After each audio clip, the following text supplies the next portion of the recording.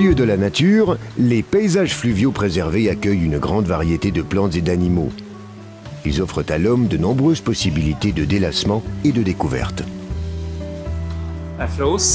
Pour moi, une rivière doit être dynamique, avec des rapides et des zones calmes et d'une grande diversité, avec de beaux arbres, des bancs de gravier, beaucoup d'animaux et des gens qui s'y sentent bien. Une rivière, pour moi, c'est ça.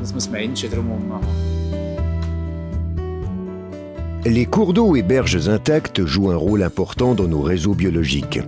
Les espèces doivent pouvoir utiliser ces artères pour se répandre, car les routes et les agglomérations constituent souvent des obstacles infranchissables.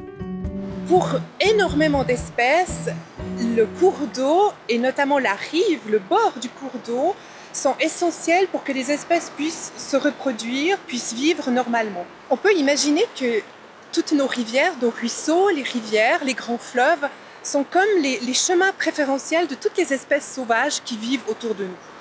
Les cours d'eau ont façonné le paysage et donc sont également à l'origine des espèces qui peuvent habiter et qui se sont installées chez nous.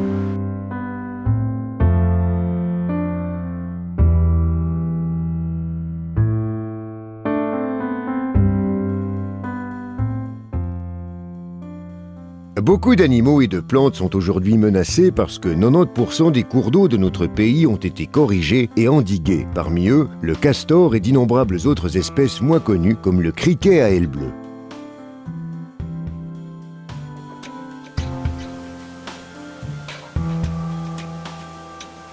Par les forces mises en jeu, les crues contribuent à la vitalité des cours d'eau. Elles apportent une certaine dynamique au paysage. Elles créent tantôt de nouveaux bancs de gravier utiles aux plantes pionnières, tantôt des poches d'eau calmes, favorables aux alevins. Le bois mort déposé sur les rives est apprécié des insectes. Les crues naturelles offrent constamment de nouveaux habitats à la flore et à la faune. Sur les bancs de gravier fréquemment submergés, aucune plante ne peut s'installer. Le haut des berges est couvert d'une forêt ordinaire. Entre les deux s'étend la zone alluviale, avec sa prodigieuse biodiversité.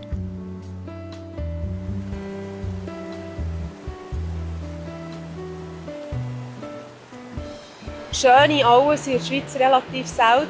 Es gibt 300 Objekte von nationaler Bedeutung und die... Il reste peu de belles zones alluviales en Suisse. Les quelques 300 objets d'importance nationale ne représentent au total qu'un demi% de la superficie du pays. Mais ils abritent à eux seuls 1500 plantes différentes, soit la moitié des espèces vivant en Suisse. D'anciennes cartes topographiques prouvent qu'autrefois, les zones alluviales étaient nombreuses. Il y a seulement 100 ans, les rivières étaient encore plus larges, parsemées de bancs de gravier, de forêts alluviales et de marais. Elles avaient davantage d'espace qu'aujourd'hui. Pour se protéger des crues, les gens habitaient sur les coteaux.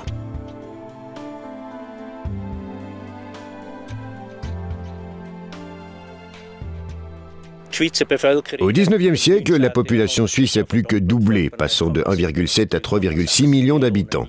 En dépit d'une forte émigration, il a fallu davantage d'espace et de denrées alimentaires. On a alors commencé à sacrifier de nouveaux terrains à la culture, aux constructions et aux voies de communication, au détriment des cours d'eau et des marais. Les grandes canalisations de cours d'eau ont été effectuées selon un même schéma. Par niveau bas et moyen, l'eau s'écoule dans un lit central. Des deux côtés, des zones inondables accueillent les hautes eaux. Elles sont retenues par les digues.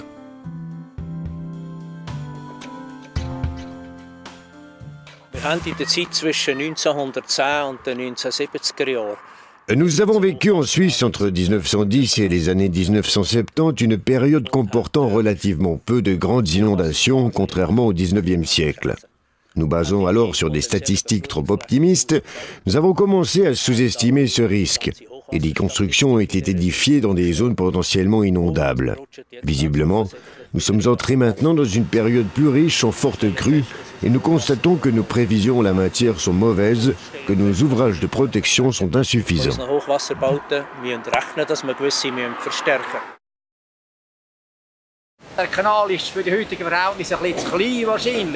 Pour les conditions actuelles, ce canal est probablement trop petit. Mais lors de sa construction, il répondait aux exigences de l'époque. Maintenant, il est arrivé 2 fois plus d'eau, il n'a pas pu y faire face. Elle a débordé et a tout dévasté. J'ai regardé dehors et j'ai vu arriver du bois, puis des voitures. C'était épouvantable. Les vaches couraient en tous sens, les chiens paniquaient, une catastrophe.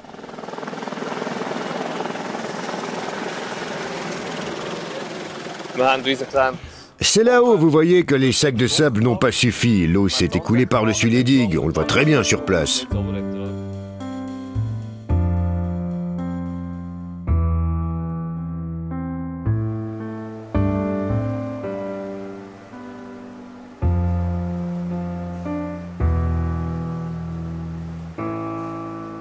Au cours des 2 ou 3 dernières décennies, la fréquence des inondations et le coût des dommages ont nettement augmenté. Les experts s'attendent à ce que les coûts continuent de croître. L'augmentation des dommages causés par les dangers naturels est en principe due à 3 causes. La première tient certainement dans une augmentation du nombre de biens assurés. La deuxième au fait que les biens sont mieux assurés qu'autrefois, donc plus sensibles aux dommages. Enfin, les changements climatiques représentent la 3e raison.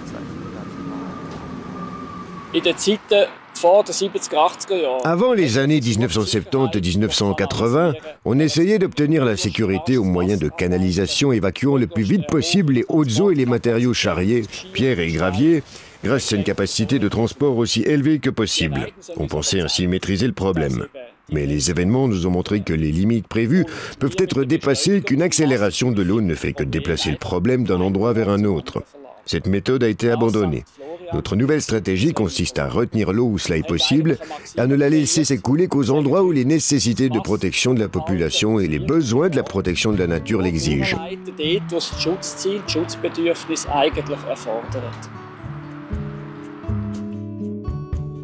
L'élargissement des rivières permet de réduire la violence des eaux en crue. En se répandant sur les côtés, elles perdent de leur vitesse. La sécurité est d'autant plus grande que l'espace disponible est plus vaste. Le premier élargissement d'un cours d'eau en Suisse a été réalisé en 1992 sur l'Emmet avec le concours de l'École polytechnique fédérale. Au début, les gens étaient sceptiques et ne comprenaient pas très bien le pourquoi et le comment. Mais quand nous avons reçu ici une zone de détente encore plus belle qu'avant, l'image de la revitalisation est devenue positive. Quand on voit ce paysage et que l'on goûte au calme de cette oasis de verdure, on comprend pourquoi les gens viennent d'ici. La Birs était une rivière canalisée qui filait tout droit, comme une autoroute. En 1991, les pêcheurs ont annoncé que les poissons avaient été emportés vers l'aval par une crue. L'homme ne peut pas nager toute une vie à contre-courant, un poisson non plus. Le plus vaste projet de Suisse concerne la correction du cours du Rhône, entre Goms et le lac Léman. Sur ce tronçon de 160 km seront appliquées les plus récentes connaissances en matière d'aménagement des cours d'eau. On fait aujourd'hui cette 3e correction et on a dû faire les 2 premières parce que la plaine évolue, parce que la logique c'est toujours de protéger en fonction des biens. Aujourd'hui on a des biens très importants dans la plaine, on a donc augmenté le niveau de sécurité. On ne peut pas surélever les berges d'une manière générale sur le Rhône, c'est des digues de 4 mètres. Je dirais surélever les digues, ce n'est pas une solution durable, c'est un problème durable. Si on fabrique aujourd'hui des digues de 6 mètres pour faire passer les crues, eh bien simplement dans 2-3 générations, c'est nos héritiers qui devront s'occuper de gérer un danger qui est bien pire que celui qu'on a aujourd'hui. Un fleuve réalisé selon les principes du développement durable, selon les principes qu'on prône aujourd'hui dans l'aménagement de cours d'eau durable, c'est un fleuve qui ressemble à un état naturel. L'état naturel n'est pas opposé à la technique, n'est pas opposé à la sécurité. C'est 2 choses qui se rejoignent. On ne peut pas le faire dans une plaine qui est déjà construite. Il y a des limitations, il y a des solutions dures, mais tant qu'on peut tendre vers cette solution, on doit le faire. Pour une meilleure sécurité, les cours d'eau doivent être élargis. Mais les propriétaires et exploitants riverains sont directement touchés. On ne peut pas faire une omelette sans casser un œuf. Il y a toujours quelque chose qui est pris, n'est-ce pas? Mais on doit faire en sorte de se veiller pour qu'il y ait un minimum de terres agricoles utiles qui soient dépensées. De toute façon, pour moi, c'est mon outil de travail, la terre.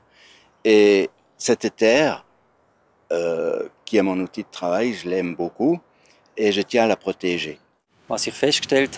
Au cours de la planification, j'ai constaté que chaque propriétaire tient à sa propriété. Il n'est pas prêt à s'en séparer. Le processus d'acquisition des terrains exige donc beaucoup de temps et d'efforts pour aboutir. Il n'existe pas de procédure simplifiée. En amont, près de la forêt alluviale, nous avons dû céder du terrain. Les propriétaires ont en partie obtenu des surfaces compensatoires. Pour moi, qui ne suis pas propriétaire, il n'y a pas eu de compensation, mais nous avons reçu d'autres indemnités, si bien que nous sommes satisfaits.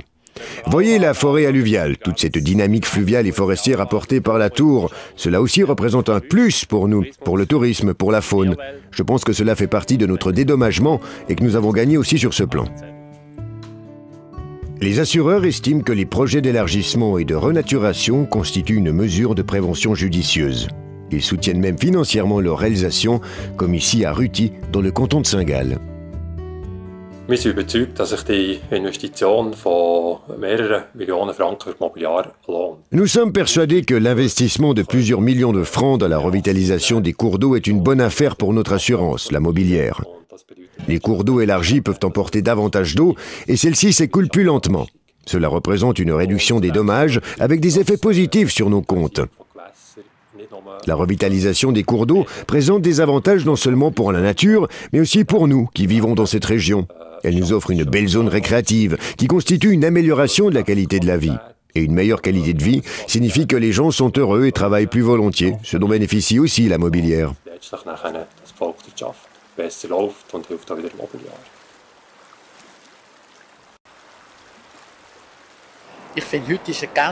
On peut voir aujourd'hui se dessiner une évolution favorable. Le tourisme commence à prendre conscience de la valeur des zones revitalisées. Je pense que les régions renaturées sont certainement plus attrayantes que d'autres.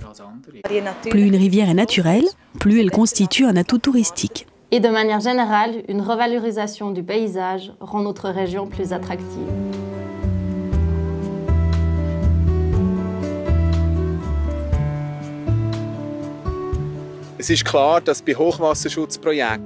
Il est clair que la sécurité est l'objectif prioritaire des projets de protection contre les inondations. Mais nous avons aussi appris de projets précédents que les élargissements et revitalisations offrent des avantages non seulement à l'homme, mais aussi à la nature. Il n'est donc pas question de devoir choisir entre ces différents aspects. Les cours d'eau sont d'une telle importance pour la biodiversité qu'à l'avenir aussi, le WWF s'engagera de toutes ses forces en faveur des rivières vivantes et sûres pour nous et pour nos descendants. Après les organisations de protection de la nature et les ingénieurs, les secteurs du tourisme et de l'économie découvrent à leur tour les avantages d'une revitalisation des cours d'eau qui combine sécurité accrue, lieu de détente et renaturation. Cela incitera nos autorités à prendre de bonnes décisions pour nos cours d'eau et les populations riveraines. Nous sommes aujourd'hui contraints de rendre de l'espace à nos cours d'eau. Nous bénéficions ainsi d'une meilleure sécurité, mais la nature y trouve aussi son compte. En dehors des périodes de crue, elle gagne des habitats pour la faune et une dynamique retrouvée. Et les riverains s'enrichissent notamment de nouveaux espaces de détente et de récréation, rendant de l'espace à nos cours d'eau.